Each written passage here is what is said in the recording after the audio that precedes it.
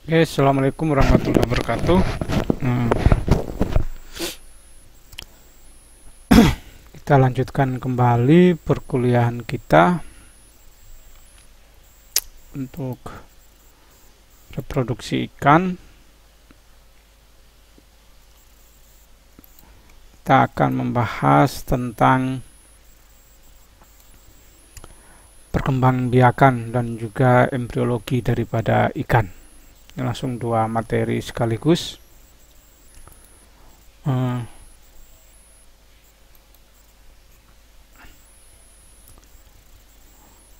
Dalam proses perkembangan kita melihat bahwasanya di sana ada tiga tahapan, ada tiga periodisasi daripada perkembangan embrio, yakni mulai dari early embrio ataupun embrio awal, terus larva, dan yang terakhir adalah pasca embrio. Nah, embrio awal ataupun early embrio ini dimulai saat kemudian terjadinya proses fertilisasi, ya. Terjadinya proses fertilisasi, di mana di situ terjadi pembuahan sel telur oleh sel sperma dan berakhir ketika pada fase organogenesis ataupun fase pembentuk fase organ-organ tubuh terbentuk. Itu kita masukkan dalam kategori early embryonic ataupun embrio awal. Nah, selanjutnya periode yang kedua adalah periode larva.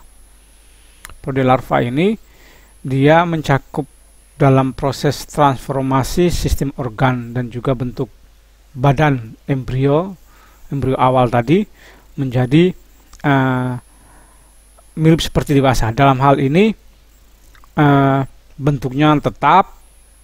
Misalkan bentuk mata ya seperti itu, tulangnya seperti itu, sisik, istilahnya semua bentuk organ yang ada itu secara definitif bentuknya itu kemudian tetap, dan juga secara definitif juga itu secara fungsi dia bekerja sesuai dengan embrio dewasa lagi, sesuai dengan ikan yang dewasa. Jadi secara itu kita namakan pada periodisasi larva.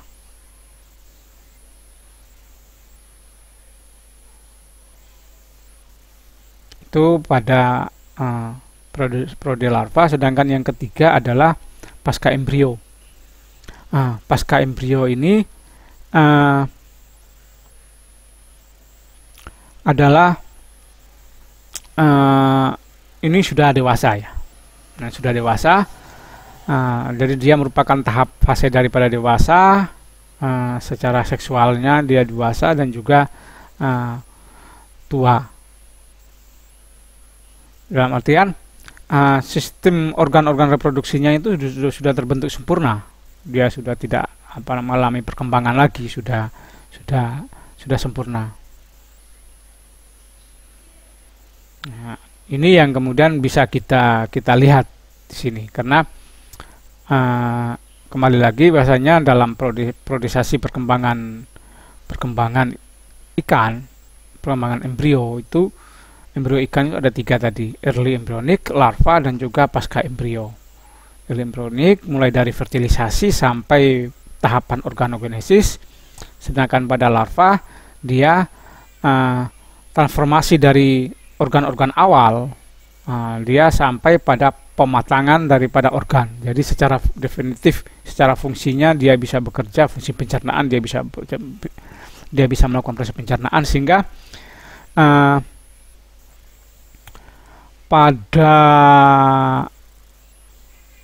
setelah selesai proses pemijahan, biasanya lewat 14 hari itu Kenapa kok sampai 14 hari? Nah, karena menunggu tahapan masuk pada tahapan larva. Ketika setelah 14 hari kan ikan sudah bisa makan karena organ pencernaan sudah bisa dia bisa berenang ke sana kemari. Karena fungsi daripada sirip dan lain-lainnya sudah berfungsi sempurna. Nah, itu ya. Dan yang ketiga adalah fase daripada pasca embrio. Pasca embrio dalam artian ikan dewasa sudah. Jadi secara kematangan seksual sudah tidak ada perubahan lagi. Ingat pada ikan itu kan materi sebelumnya kan kita sudah mempelajari bahasanya pada ikan itu kan ada yang mengalami perubahan jenis kelamin. Nah, pasca embrio ini adalah tahapan prode di mana secara seksualitas ikan itu sudah finish dan juga dia sudah bisa melakukan proses mampu melakukan proses pemijahan, mampu melakukan proses berpijah untuk ikan-ikan pada fase-fase ini. Kalau kita umpamakan pada kita manusia, berarti mulai bayi ya sampai balita ya, bayi sampai umur sampai dengan 1 tahun 2 tahun gitu. Nah, di balita dia sampai pada ya balita lah, bawah 5 tahun lah untuk early embryonic. Larva dia sudah masuk sekolah sampai dia remaja ya, remaja sampai SMP begitu. SMA itu sudah berkembang pada pasca embrio, jadi dia sudah berkembang secara pematangan seksual segala macam ya sudah mampu melakukan fungsinya. Itu perkembangan embrio ikan. Nah, perkembangan embrio ikan ini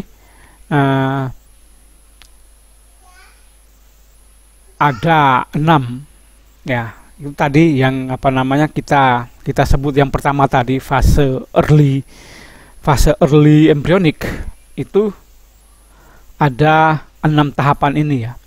Tahapan impregnasi, cleavage, blastula, gastrula, neurula maupun organogenesis. Ini tahapan ini. Nah, tahapan yang kita melihat yang pertama adalah impregnasi.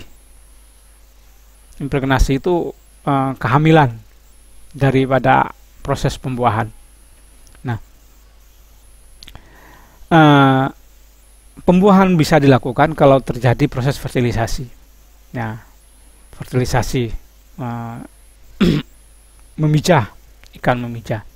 Nah, proses pemijahan yang dilakukan pada ikan pasti akan terjadi secara sistemnya adalah monospermik. Jadi dari berjuta-juta sperma itu hanya ada 1 sel sperma yang membuahi sel telur. Ingat kemarin sempat saya jelaskan juga bahwasanya pada sel telur itu ada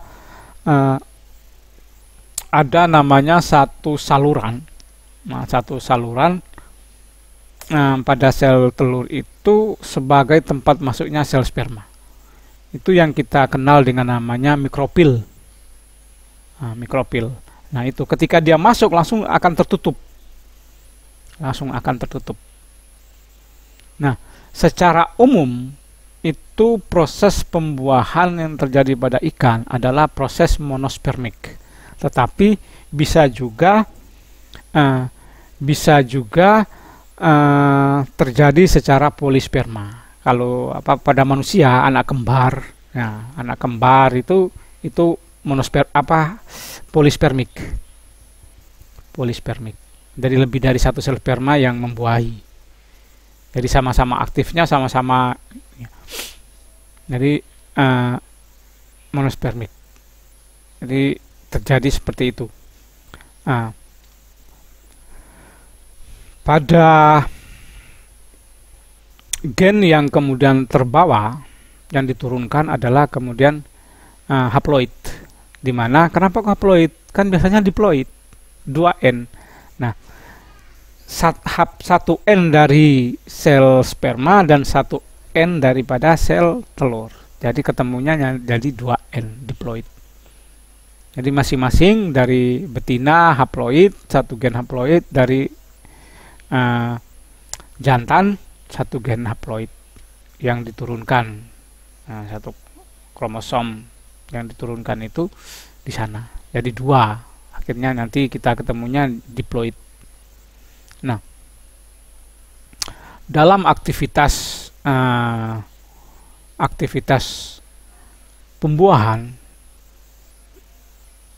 itu ada beberapa zat kimia yang membantu berperan dalam proses pembuahan sehingga menghasilkan proses impregnasi.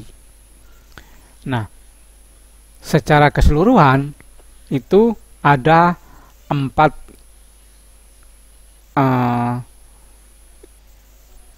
zat kimia ataupun hormon yang mempengaruhi, yaitu androgamon, gimnogamon, androgamon 1 serta gimnogamon 1 dan 2. Nah,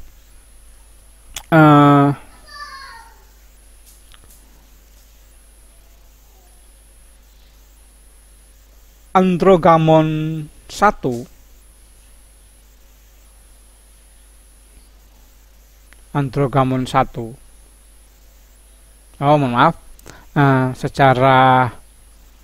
secara hormonal ada, ataupun secara kimia ada 2 ya. Ada 2 hormon yang mempengaruhi, yaitu androgamon dan gimnogamnon. Androgamon ini terbagi yang androgamon itu adalah sebagai zat antifertilisin. Nah, zat antifertilisasi. Sedangkan pada gimnogamnon ini terbagi menjadi 2, gimnogamnon 1 dan juga gimnogamnon 2. Nah, androgamon 1 ini dia berfungsi untuk menekan aktivitas daripada spermatozoa selama dalam saluran sperma. Jadi yang menyebabkan sperma itu mengalami fase dorman. Nah, daya hidup sperma itu kan singkat. Ketika dia sudah siap matang gonad, nah itu supaya aktivitas sel sperma dalam saluran sperma itu tidak beraktivitas macam-macam. Kalau macam-macam kan energinya habis, mati segala macam. Nah, sehingga zat androgamon 1 ini, zat androgamon 1 ini dia berfungsi untuk mendormankan sel sperma. Jadi apa istilahnya? Dipingsankan,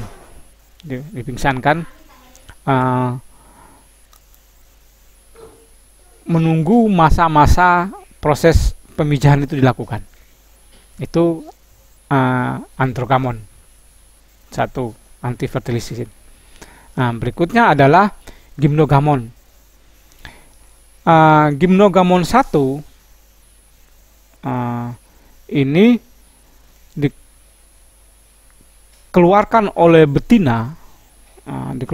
betina untuk menarik spermatozoa supaya menuju pada sel telur.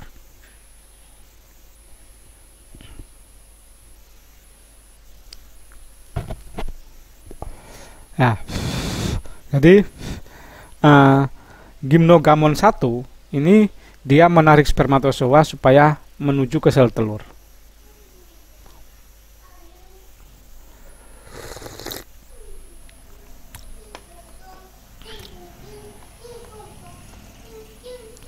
Sedangkan gimnogamon 2 dia setelah ditarik, maka betina juga langsung otomatis mengeluarkan gimnogamnon 2. Gimnogamnon 2 ini adalah mengumpulkan dan menahan sel telur di mengumpulkan dan menahan sel sperma di permukaan sel telur. Jadi setelah ditarik, dikumpulkan, sehingga itu tadi dikumpulkan sekitar mikrofil ya, saluran masuknya sel sperma di dalam sel telur. Nah, di sana. Jadi untuk mencegah, kenapa dikumpulkan? Untuk mencegah terjadinya proses pembuahan secara polispermik. Secara polispermik itu di sana. Jadi ulangi lagi, androgamon itu adalah anti fertilisasi, yaitu aktivitas dari itu pada jantan menghasilkan zat kimia ataupun hormon androgamon untuk mendormankan atau mempingsankan sel sperma sementara sambil menunggu proses pemijahan itu, pembuahan itu dilakukan sebelum dikeluarkan dari tubuh. Nah, jadi biar keluar dari tubuh itu segar, aktif, supaya mampu membuahi pada sel telur. Sedangkan gimnogamon itu ada dua, gimnogamon 1 dan gimnogamon 2. Gimnogamon 1 dia bertugas untuk menarik sel telur sebagai kode, dia dikeluarkan pada gelombang frekuensi tertentu, itu hanya diketahui oleh lawan jenisnya, oleh sel jantan. Nah, akhirnya sel sperma itu langsung menuju ke sana, jadi tidak kesasar ke yang lain. Jadi langsung menuju pada sel telur. Nah, ketika semuanya dari berjuta-juta sel sperma itu menuju pada sel telur, maka hanya satu yang kemudian bisa masuk menembus pada lubang mikrofil untuk membuahi. Sedangkan yang lainnya itu dikumpulkan dan juga ditahan di permukaan sel telur.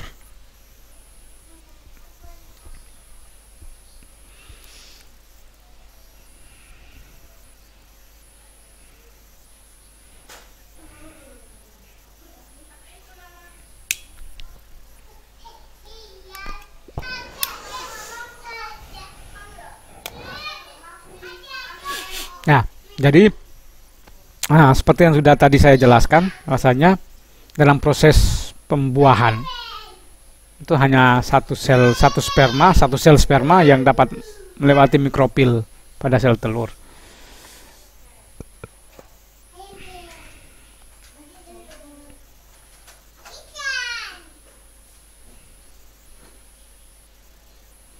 Nah, pada sel telur yang lainnya tertahan oleh gimnogamon 2.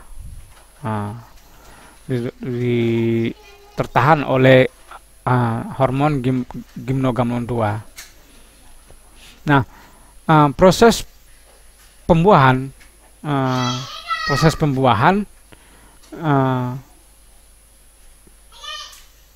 sel sperma terhadap inti daripada sel telur itu terjadi pada sitoplasma daripada sel telur,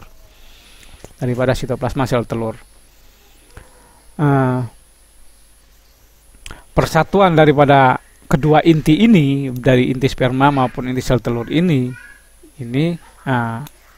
melengkapi daripada proses daripada pembuahan. Nah, bersatunya kromosom tadi ya, satu haploid jantan, haploid betina. Nah, bersatunya kromosom daripada sel betina dan juga daripada jantan. Nah, itu kita kenal dengan namanya proses ampimiksis. Jadi ampimiksis itu apa? Ampimiksis itu adalah bersatunya kromosom daripada jantan dan betina ketika terjadi proses pembuahan. Nah, ini nanti terakhir itu dia berkembang.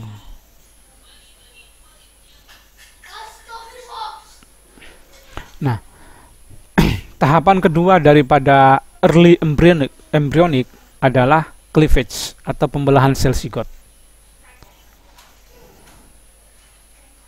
Nah, sel zigot dia selalu diawali dengan pembelahan mitosis secara terus-menerus dan juga secara cepat, sehingga akan terbentuk blastomer. Blastomer itu anak-anakan sel.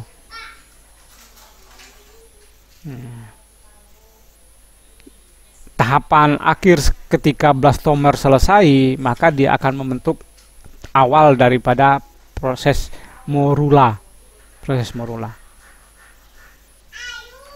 Nah, morula ini ukurannya relatif hampir sama dengan ukuran zigot sebelum dia membelah diri.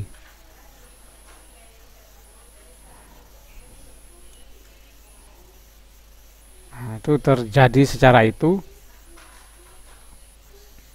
Blastomernya terjadi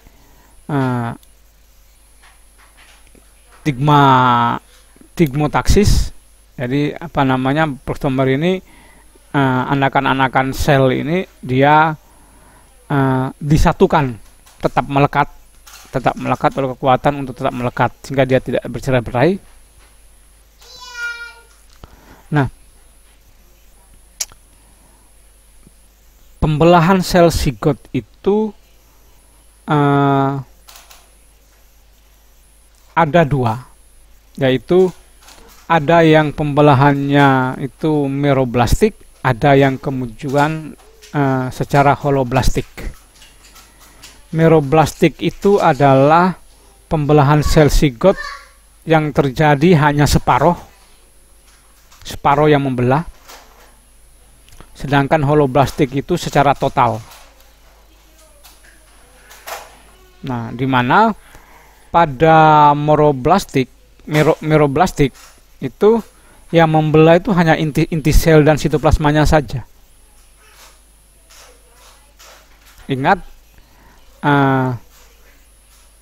meroblastik hanya separuh yang membelah, sebagian saja yang membelah, karena yang membelah di sana hanya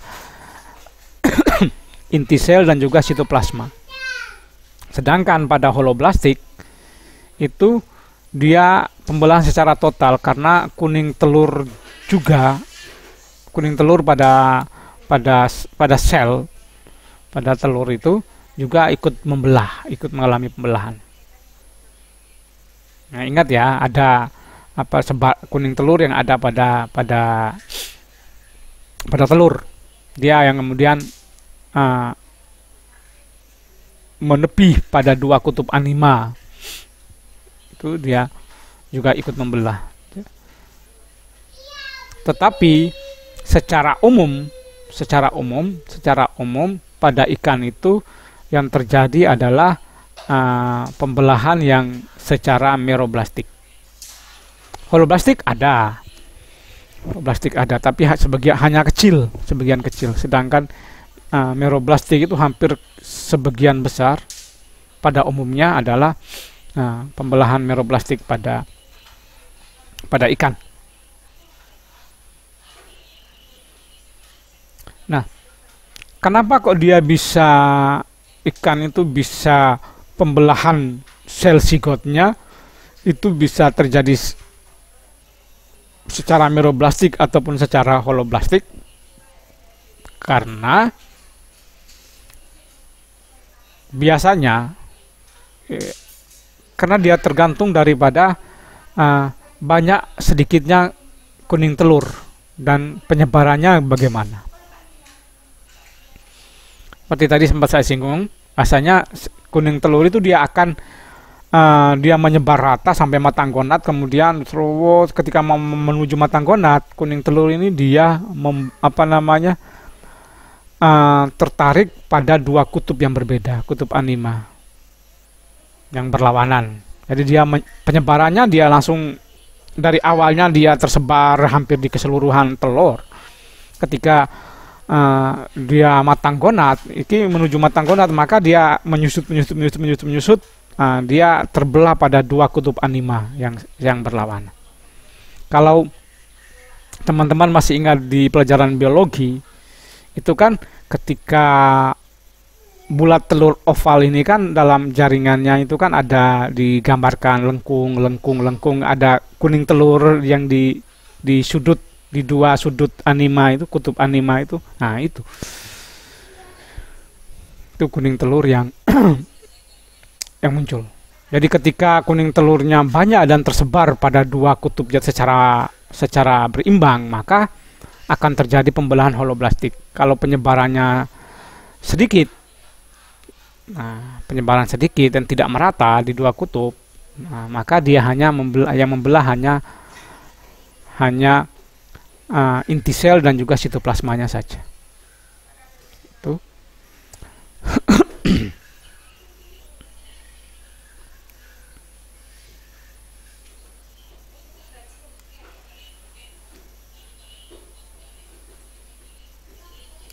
Nah, seperti yang tadi, penyebaran kuning telur ini kita lihat daripada jumlahnya. Kalau biasanya sedikit, maka dia akan tersebar merata di seluruh sel telur, itu akan tersebar merata. Jadi dia tidak mengerucut, ya, dia tidak berkumpul di satu titik, di satu kutub, tetapi dia menyebar rata di seluruh tubuh. Nah, itu apa namanya, pada di seluruh tubuh itu dikenal dengan namanya isolesital. Sedangkan ada telolesital, ini jumlah kuning telurnya itu banyak dan dia berkumpul pada kutub vegetatif. Nah, jadi dia berkumpul di kutub vegetatif, sedangkan di kutub, jadi akan terjadi akan terjadi pemisahan. Jadi kuning telur pada sisi yang di kutub yang berbeda, sedangkan di kutub satunya adalah hanya inti sitoplasma. Nah, jadi ketika dia membelah secara holoblastik secara bersamaan, maka yang membelahnya adalah baik di dua kutub ini dia akan membelah secara bersamaan. Sedangkan pada isolesital yang tersebar merata di seluruh tubuh kuning telurnya, maka dia yang membelah hanya pada kutub sitoplasmanya saja.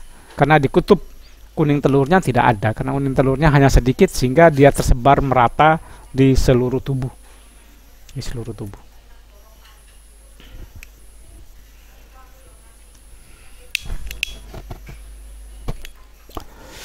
Nah,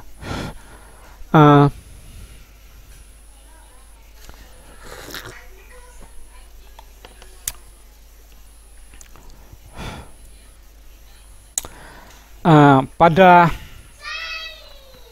pembelahan secara meroblastik itu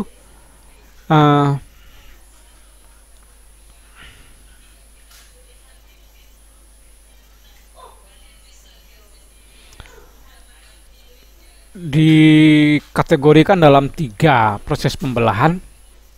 Tadi kan ada 2 jenis. Dari 2 jenis ini yang meroblastik terbagi 2.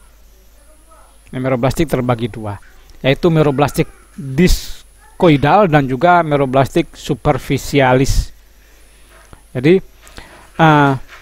yang membedakan meroblastik diskoidal dan juga meroblastik superficialis adalah tipe daripada telur.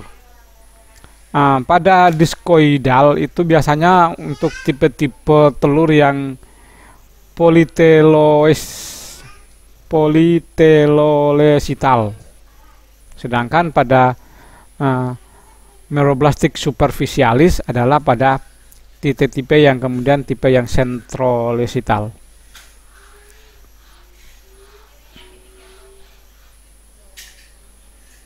Jadi di mana itu yang membedakan keduanya. Kalau holoblastik karena dia total pembelahannya, maka sel-sel anakan itu terbentuknya itu ukurannya relatif sama proses dalam perkembangan.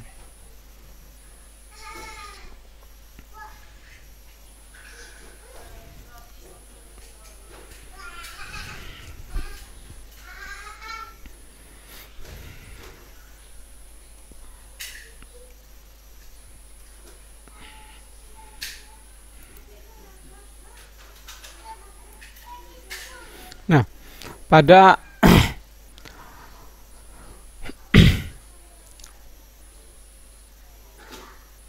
pembelahan secara holoblastik atau yang secara total, belahan total itu ada yang equal, yang sempurna, ada yang juga yang unequal ataupun secara tidak sempurna. Nah, pembelahan holoblastik secara unequal bisa terjadi ketika kecepatan proses pembelahannya itu tidak sama. Jadi antara kutub anima dan juga kutub vegetatif itu salah satunya lebih cepat. Biasanya yang paling lebih cepat daripada di antara kedua kutub ini adalah pada kutub anima. Nah, kutub anima ini dia lebih cepat. Kutub anima ini pada kutub anima itu terdapat apa itu tadi? Inti sel dan juga sitoplasma, sedangkan kutub vegetatif adalah kuning telur. Misalnya kuning telur. Jadi inti sel dan sitoplasma lebih cepat membelah dibandingkan dengan kuning telurnya. Membelah. Nah, lebih di sana. Titik tekannya, perbedaannya lebih di sana. Sehingga akan menyebabkan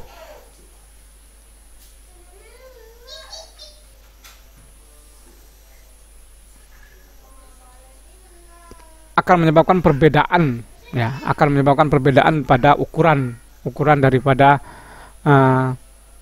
sel-sel anak, karena tidak terdapat suplai kuning telur yang dari kutub anima, telat mendapatkan suplai daripada kutub anima, sehingga sel-sel anak yang ada di kutub anima itu agak mikro ukurannya daripada yang kemudian yang ada pada kutub vegetatif, karena kutub vegetatif kan berlebih sel kuning telurnya. Itu yang membedakan. Nah, hasil daripada pembelahan sel-sel yang kemudian secara telolesital ini, kita melihatnya di sana ada dua, yaitu kelompok sel utama dan juga kelompok sel pelengkap. Kelompok sel utama atau kita kenal dengan blastodem ini dalam perjalanannya dia akan membentuk tubuh embrio. Nah, dalam tubuh embrio, di sana terdiri atas jaringan embrio blastodik yang kemudian yang nanti berkembang menjadi tubuh embrio. Jaringan embrio akan berkembang menjadi tubuh embrio dan juga jaringan periblas. Jaringan periblas ini sebagai saluran makanannya dari kuning telur. Jadi kalau ibaratnya kayak kita di manusia, bayi itu, nah nanti yang berkembang setelah pembuahan itu, yang berkembang itu nanti ketika sudah terjadi proses pembelahan sel di kutub anima maupun kutub vegetatif, maka pada sel-sel utama ataupun blastodem ini terdapat dua jaringan. Nah, karena ini sebagai sel utama, maka akan terdapat dua jaringan. Yang pertama adalah blastodik, dan yang kedua adalah periblas. Ulangi, ada dua sel utama pada blastodem itu adalah blastodix dan juga yang kedua adalah periblas.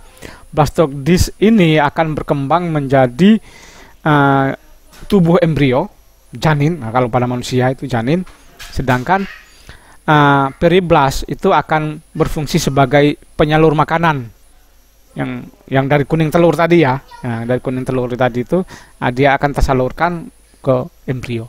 Jadi kalau pada manusia itu janin sama apa tali pusar ya yang menyambung ke ibunya. Nah, itu di antara tali apa janinnya sendiri dengan jaringan tali pusar sampai ke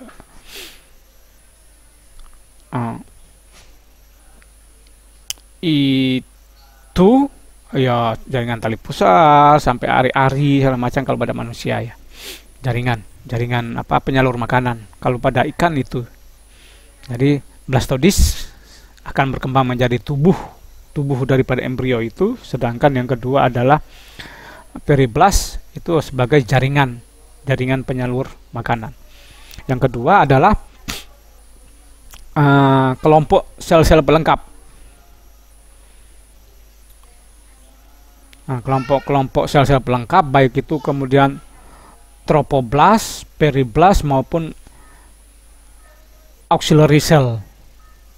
Nah, kelompok-kelompok sel-sel pelengkap ini dia berfungsi sebagai pelindung, sebagai selaput yang melindungi dan juga sebagai jembatan penghubung antara embrio dengan induk ataupun lingkungan luar.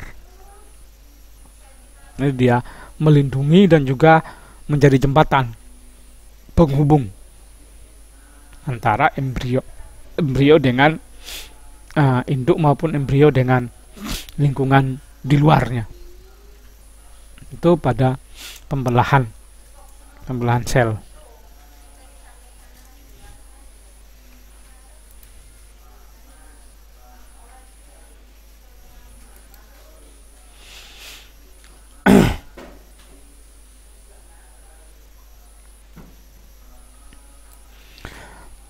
Berikutnya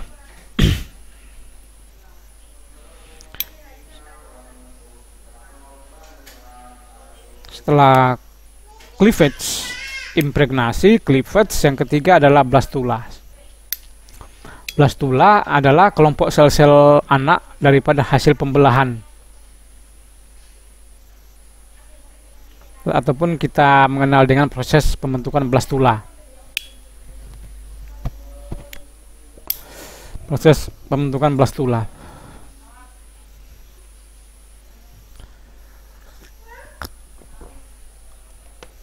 Nanti di akhir ada videonya.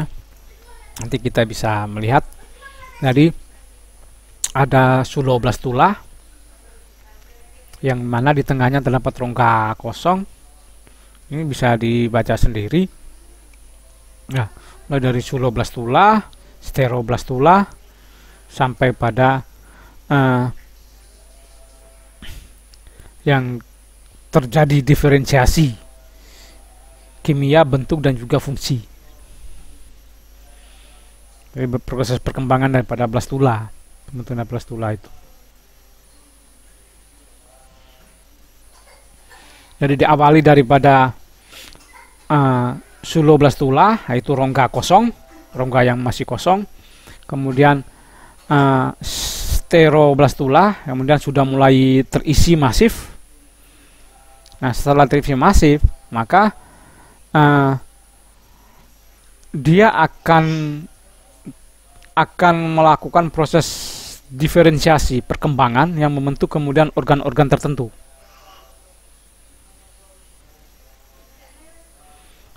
Ya, jadi akan membentuk organ-organ tertentu, apakah itu organ pencernaan, saraf, lapisan tubuh, baik itu secara lapisan yang epidermis, ektodermis maupun mesodermis. Nah, itu akan terjadi proses diferensiasi itu. Jadi diferensiasi untuk pembentukan organ-organnya. Organ kan belum terbentuk, tapi sudah cikal bakal organ itu sudah mulai ini dia masuk ke organ ini. Secara protein ini kan masing-masing itu kan berbeda strukturnya.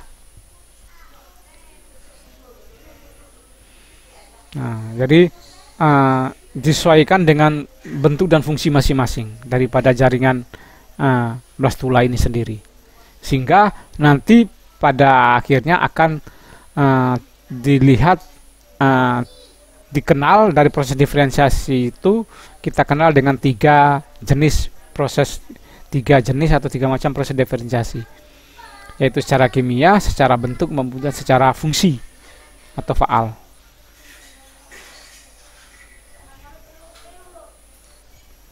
Nah, diferensiasi kimia menjadi kunci karena proses kimiawi ini sebagai langkah awal untuk kemudian perkembangan diferensiasi berikutnya. Tuh.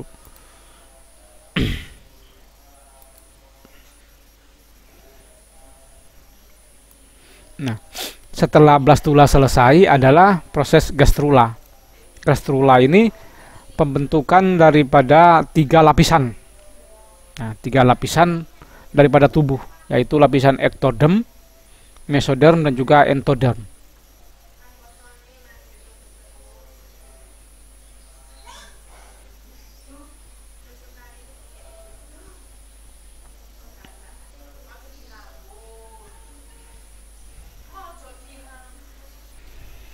Nah,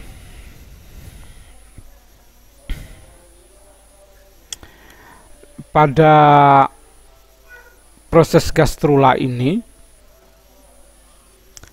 pada di blastula tadi kan sudah terjadi ya, sudah terjadi proses diferensiasi ya.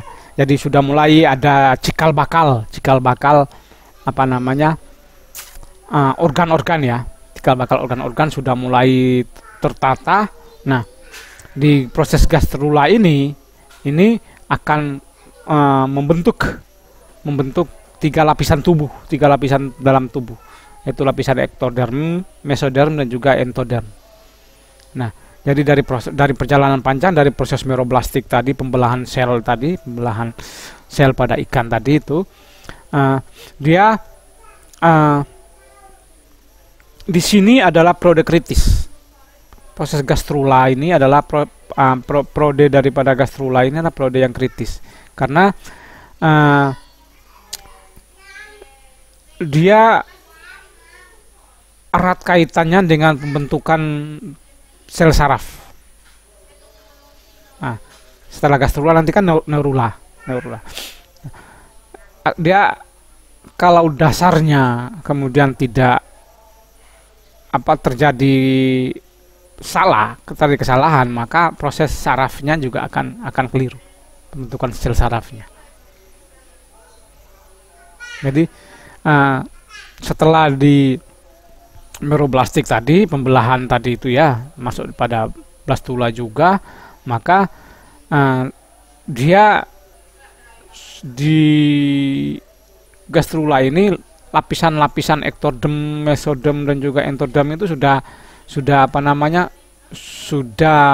terlihat jelas perbedaannya.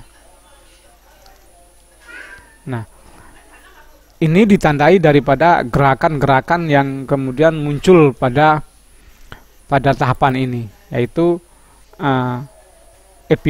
epiboli dan juga emboli. Nah, epiboli dan juga emboli. Jadi dia bergerak untuk membentuk ektoderm dan juga mesoderm, ektoderm, endoderm, dan juga entoderm.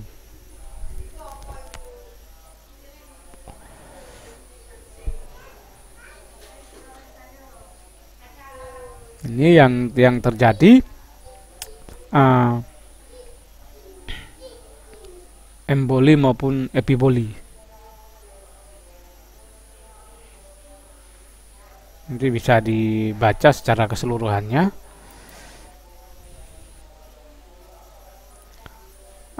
Ini secara umum ya, secara umum proses embriologi daripada ikan. Jadi mulai proses pembelahan sel, perbanyakan sel anakan pada cleavage ya, cleavage setelah impregnasi, kemudian sel pembelahan cleavage. Cleavage ini pembelahan sel, dan kemudian masuk pada tahapan blastulasi. Nah, jadi ada blastoderm dan juga itu tadi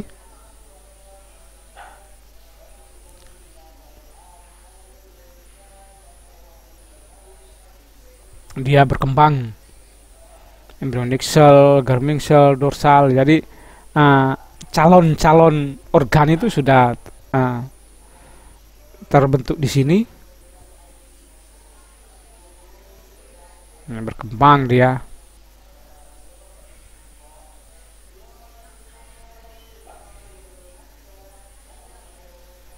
Ini tahapan akhir. Nah, jadi dia berkembang.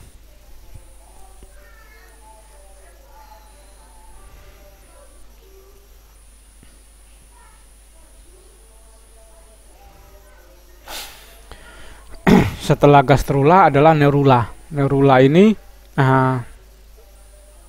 penataan sistem saraf, pembentukan sel-sel saraf. Pembentukan sel-sel saraf ini dia sebagai tahap lanjut daripada gastrula. Tahap lanjut daripada gastrula yaitu pembentukan sel saraf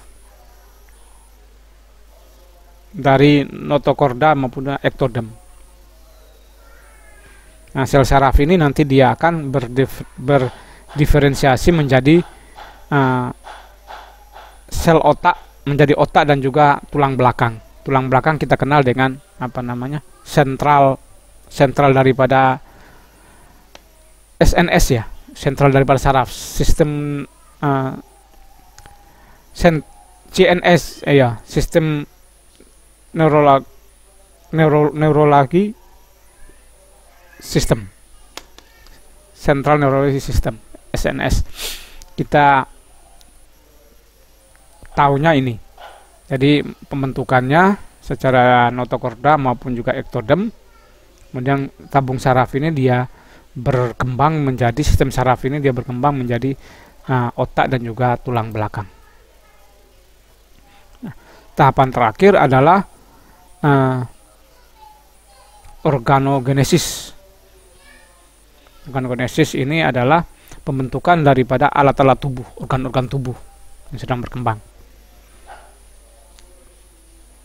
Nah, tadi di gastrula kan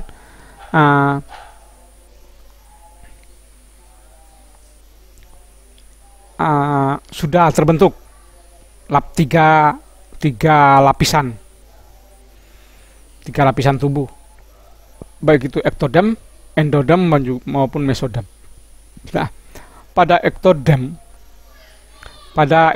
itu dia akan membentuk sistem organ-organ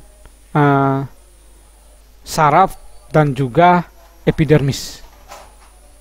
Organ saraf dan juga epidermis daripada kulit itu terbentuk pada ektodem karena dia lapisan luar. Ya, kita merasakan panas, merasakan apa di ikan pun sama. Jadi epidermis kulit dan juga saraf. Sedangkan lapisan pada dalamnya lagi, nah itu entodem. Nah, itu dia akan pada entodem itu dia akan membentuk organ saluran pencernaan beserta juga sekalian kelenjar-kelenjar pencernaannya serta alat pernapasan. Itu terbentuk di lapisan entodem. Sedangkan pada mesoderm itu akan membentuk sistem rangka, sistem otot, alat-alat peredaran darah, alat-alat ekskresi, serta organ-organ reproduksi dan juga korion daripada kulit. Itu akan terbentuk di lapisan mesoderm. Nah, ada lagi derivat turunan daripada lapisan entoderm. Turunan daripada lapisan entoderm ini selain entoderm itu membentuk saluran pencernaan beserta kelenjar-kelenjarnya serta alat pernapasan, lapisan entoderm ini juga akan berkembang, akan mempunyai derivat turunan. Itu turunan daripada lapisan entoderm ini akan membentuk organ-organ tubuh seperti lapisan luar daripada gigi, uh, saraf daripada lensa mata serta telinga bagian dalam. Ini terbentuk pada lapisan yang merupakan derivat daripada entoderm.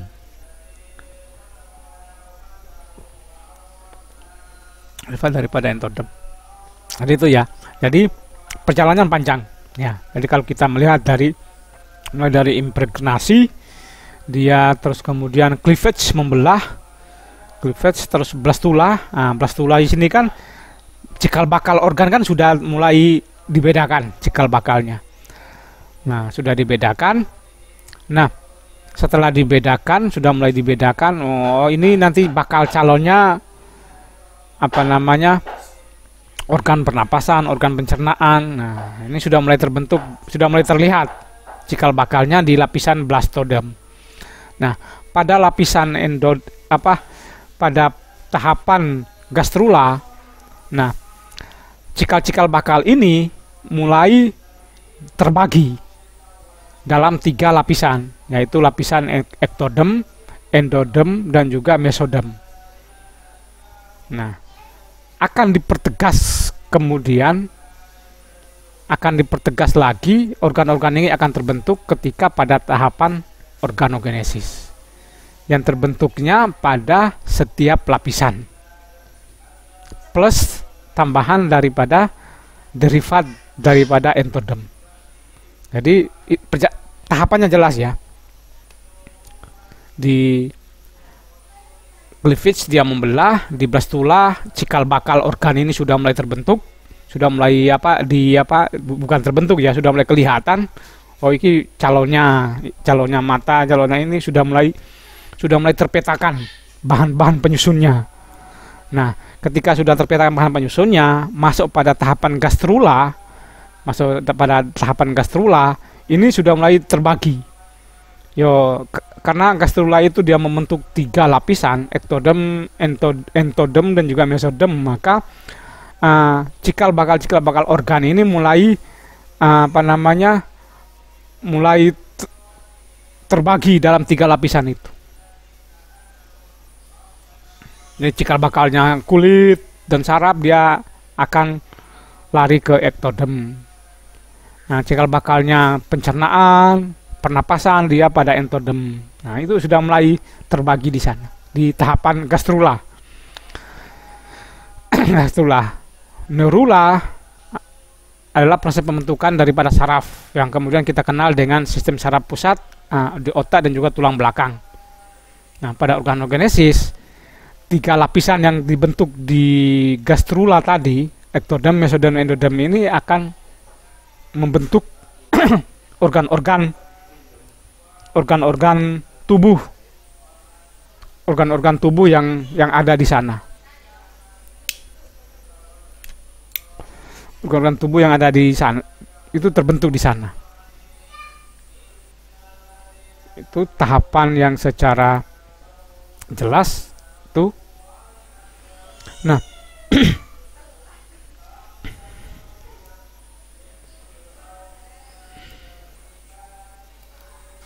oke, nanti dibaca sendiri. Pun juga secara umum nanti bisa dibaca secara keseluruhan.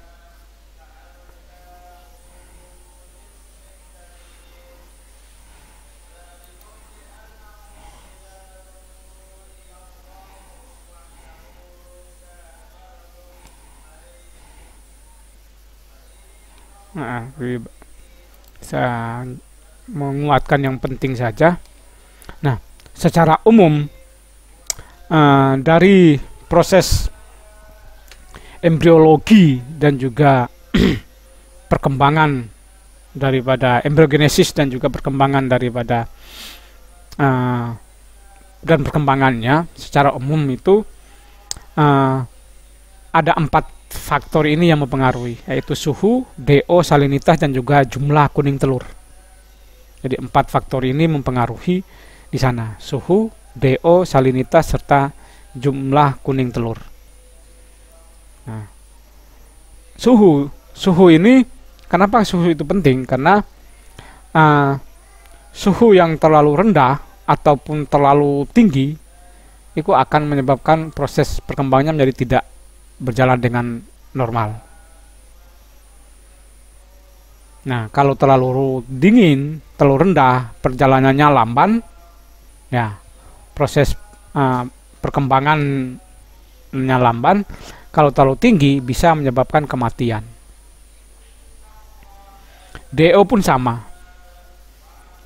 DO pun sama. Membutuhkan asupan oksigen terlarut untuk proses perkembangannya itu. Salinitas pun seperti itu, karena akan mempengaruhi telur. Nah, telur-telur bisa akan rusak, ya. Dan juga jumlah kuning telur.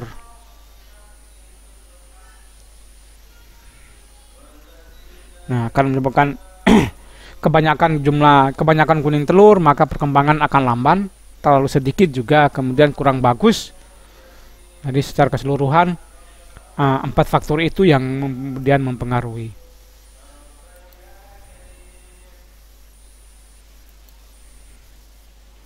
Nah, ini secara ringkas bisa dilihat di link ini ya, Bang.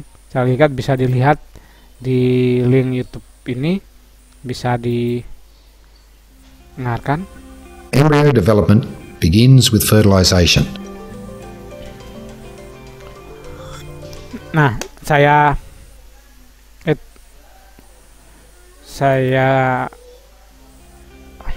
Embryo development begins with fertilization. Nah, di sini ya, mikrofil ini adalah pada pada sel telur ya, sel telur. Nah, mikrofil ini adalah tempat masuknya sel sperma untuk membuahi sel telur. Ya. Jadi ketika satu sperma sudah masuk dan membuahi, maka ini akan tertutup. Nah, korion daripada telur, lapisan luar dari telur ini akan langsung mengeras dan menutup saluran ataupun lubang mikrofil ini, mencegah supaya tidak terjadi proses polispermik. The spermatozoa enter the oocyte through the micropyle. Nah, itu bisa dilihat. Nah, a single spermatid releases its genetic material into the oocyte, leading to the fusion of the male and female genetic material and the formation of the zygote. Satu ya, kita kalau melihat kalau kita mundurkan sedikit, nah dia single sperma, monospermik. Nah, proses pembuahannya secara monospermik.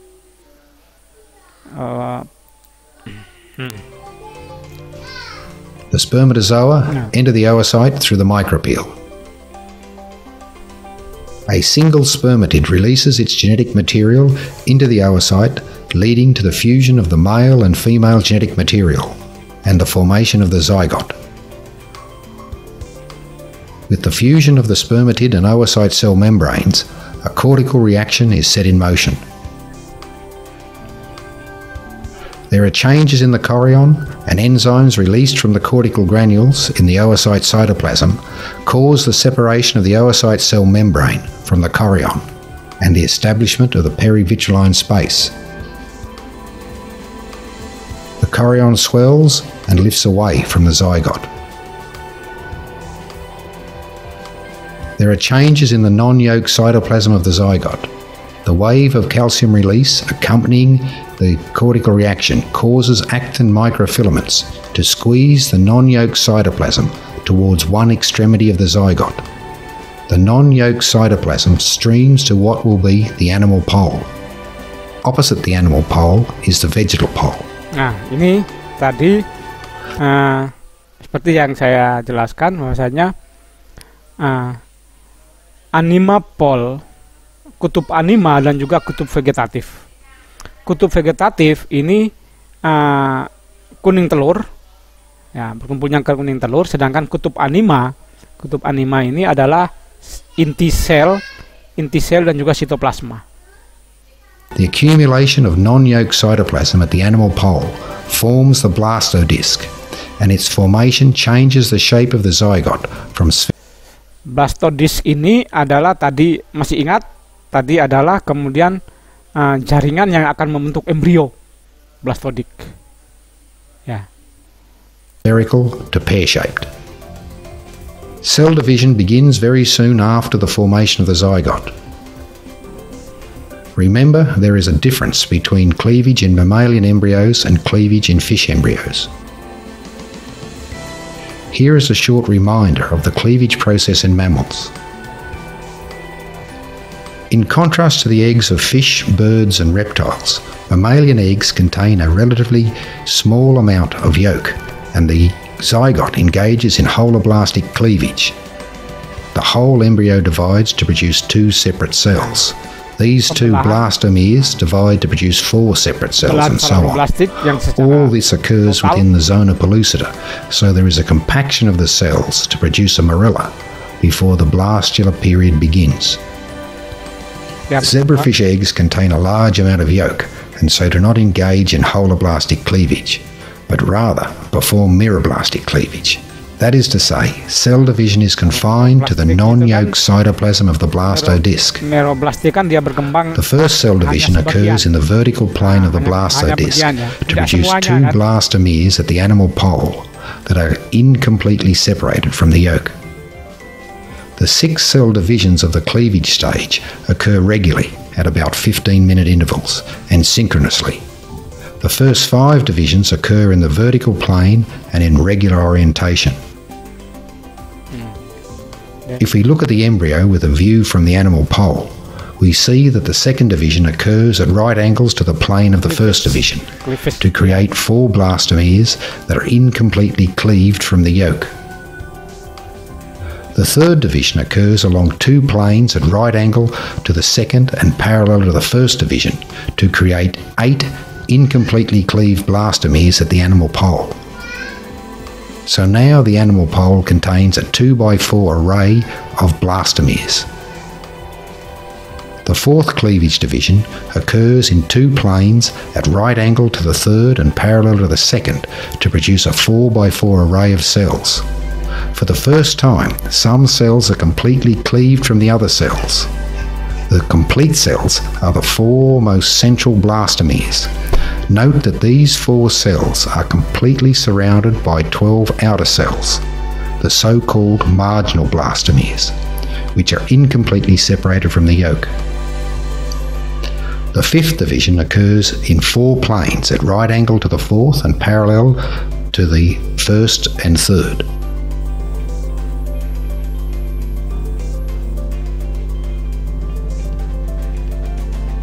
Seen from the face view, the 32 cells may appear as 2 tiers of cells because of the curvature of the blastodisc, but these cells are still a single 4x8 array of cells.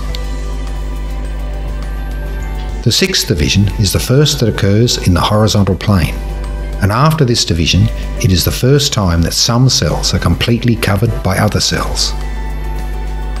These buried cells, or deep cells, arise from one of the 2 daughter cells of the central blastomeres present in the previous stage. The other daughter cells remain superficial in the top layer, in what is now the enveloping layer.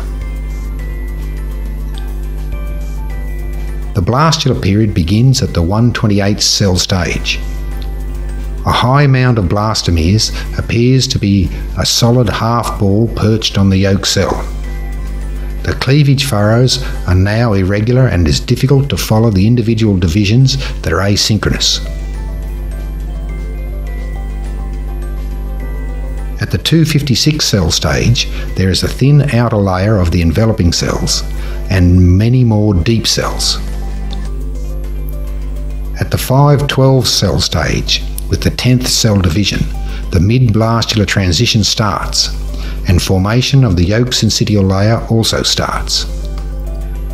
With the mid-blastular transition, the cell cycle lengthens and becomes asynchronous. Also, the deep cells become motile. The yolk syncytial layer is visible as a single ring around the blastodisc margin. At the oblong stage, the enveloping layer is a layer of thin outer cells. There are many deep cells that are motile and dividing asynchronously. The yolk syncytial layer is spreading beneath the blaster disc and moving away from the blaster disc. This has the effect of shortening the whole embryo as the blaster disc is compressed down on the yolk cell.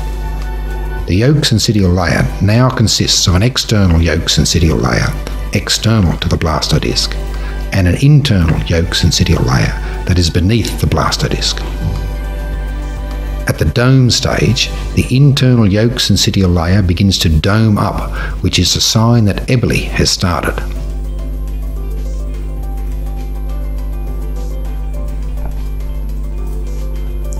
Emboli is the process by which the yolk syncytial layer moves towards the vegetal pole and takes with it the blastoderm so that the blastoderm spreads over the yolk cell. The development of the embryo is described by its percent emboli. The gastrula period commences at about 50% emboli. In the gastrula period, the cell movement processes of involution, convergent and extension dominate.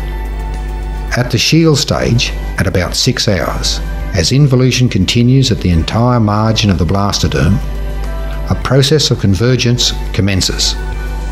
The deep layer cells, in addition to moving towards the blastoderm margin and involuting, they also converge towards a single position on the germ ring to accumulate to form the embryonic shield.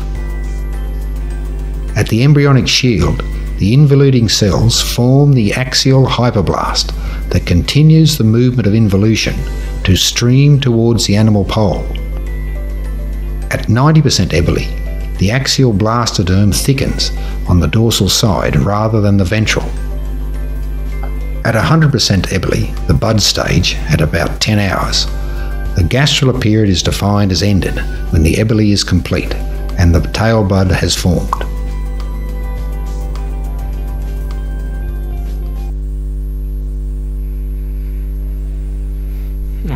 Itu yang bisa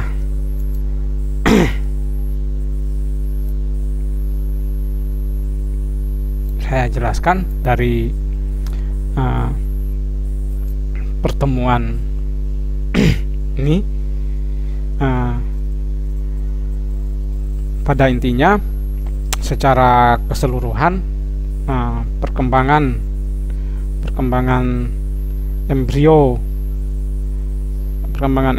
ikan itu kita awali dari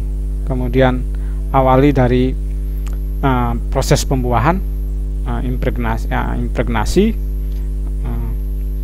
sampai pada tahapan terakhir yaitu organogenesis. Jadi impregnasi adalah proses pembuahan, kemudian awali dengan fertilisasi dengan proses monospermik yang terjadi tadi, melewati lubang mikrofil pada sel telur. Kemudian setelah dia membuahi yang berlangsung pada inti daripada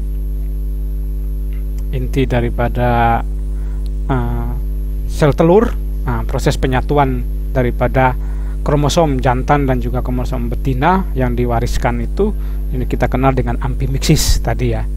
Nah, kemudian dia berkembang menjadi selanjutnya setelah itu dia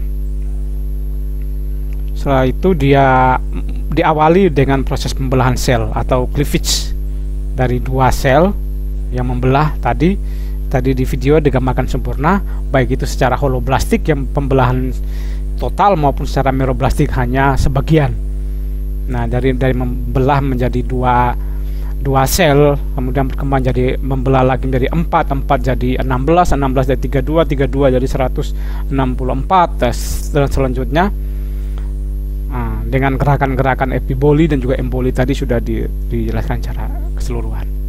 Itu pada cleavage. Setelah cleavage selesai, masuk pada tahapan blastula.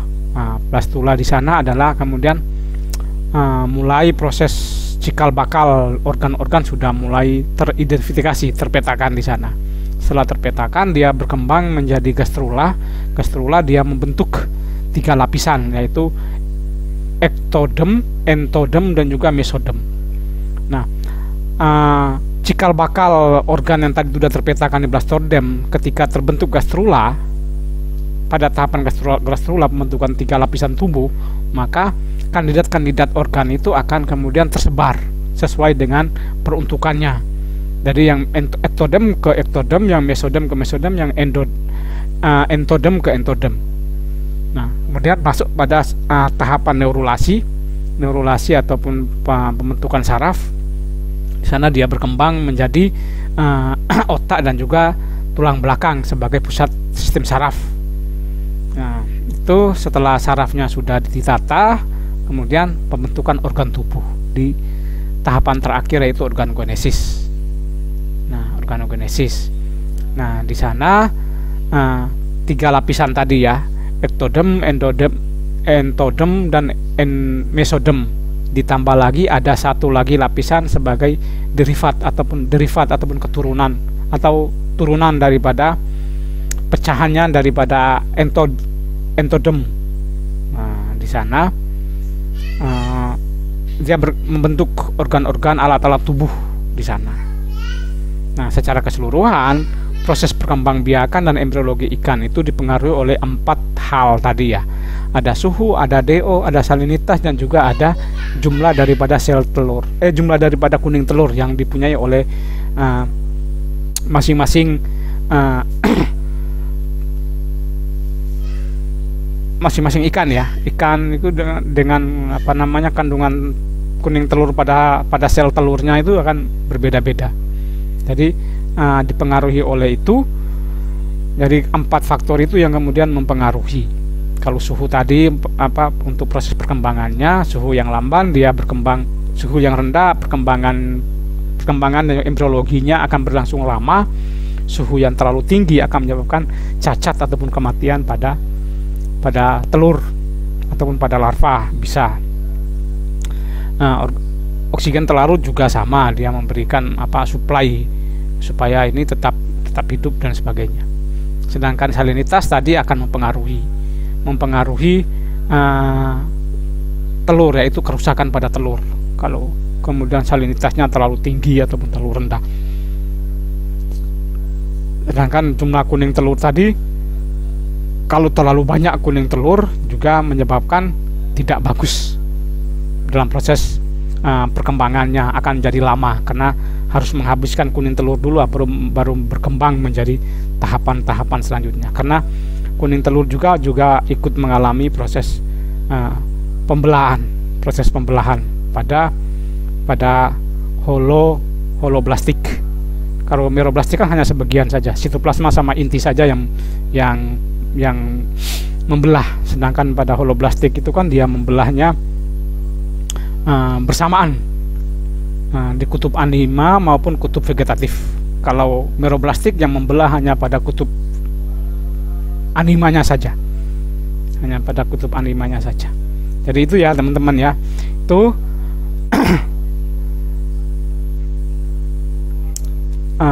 materi kita sampai di sini. Kita ujian 2 minggu lagi ya, terjadwal tanggal 18, jadi silakan belajar. Nanti video ini saya upload ya, sehingga bisa menguatkan dari PowerPoint yang sudah ada. Oke, terima kasih. Wassalamualaikum warahmatullahi wabarakatuh.